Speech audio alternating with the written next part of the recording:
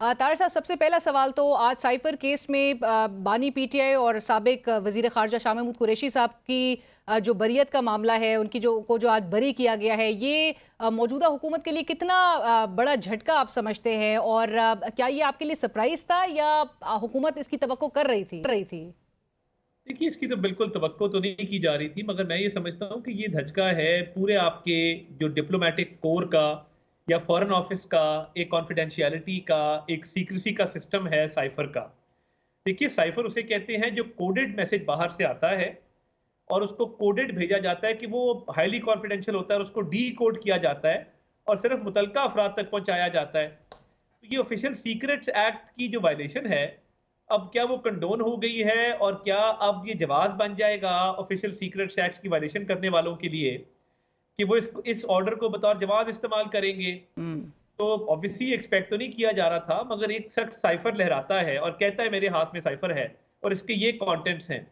फिर जो साइफर का ऑथर है असद मजीद खान, जो वाशिंगटन डीसी में हमारे एम्बेसडर थे, वो ये कहते हैं कि कंस्पिरेसी और कोई थ्रेट नहीं था, इसको मिसकंस्ट्रू किया जा रहा है। और वो ये कहते हैं कि एक कॉन्फिडेंशियलिटी के सिस्टम पे सवालिया निशान लग गए हैं इस एपिसोड के बाद। हम्म।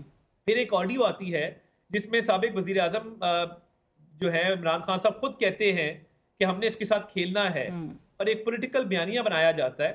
तो कल को कलभूषण जो है वो अगर ये प्ली ले ले, या कोई भी, मैं अगर आपके शो पे अभी कोई साइफर ले आऊं और मैं कहूं कि अलीना साहिबा ये साइफर आया है फलां मुल्क से, इसमें ये लिखा है और मेरा ख्याल है कि इसका ये मतलब है, हम्म। तो फिर इसका मतलब है कि मैं ये कर सकता हूं। हमने तो ओथ भी लिया है कि हम कोई भी ऐसी मालूमात जो बतौर वजीर या वजीर आजम हमारे इल्म में लाई जाएंगी, वो हम किसी गैर मुतलका शख्स को नहीं बताएंगे। बिल्कुल ऐसे ही। बट तारड़ साहब, अगर ये तमाम बातें थी और सियासी मकासद के लिए उन्होंने इस्तेमाल भी किया साइफर को, उन्होंने और बातें भी उनकी मंजर आम पर है कि उन्होंने अपने सियासी मकासद के लिए उसको हिदायत जारी की कि जी हमें हमें इससे खेलना है, दीगर ममालिक के साथ हमारे ताल्लुकात ख़राब किए गए, जो इल्ज़ामात आयद किए जा रहे थे, प्रोसिक्यूशन उनको साबित क्यों नहीं कर सकी आखिर?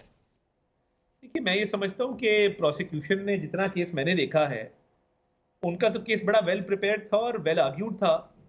इवन देखिए ना, अगर आप आजम खान साहब की स्टेटमेंट को छोड़ भी दें, जिन्होंने मिनट्स बनाए उस मीटिंग के जिसमें ये कंस्पिरेसी पूरी घड़ी गई थी, ऑथर ऑफ द डॉक्यूमेंट कौन है, साइफर बनाया किसने है? असद मजीद खान साहब ने हम्म। बनाया है।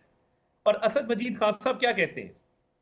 वो कहते हैं कि वायलेशन हुई है और मैंने ये नहीं कहा था और ये कंटेंट्स नहीं थे और पूरा सीक्रेसी का सिस्टम कॉम्प्रोमाइज हुआ है।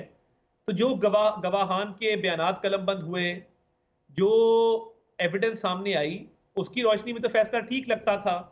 ये बिल्कुल बरियत जो इन्होंने की है, ये चाहते सजा को कम कर देते, बट अब एक प्रेसिडेंट कायम हो गया है बाकी लोगों के लिए फॉलो करने को।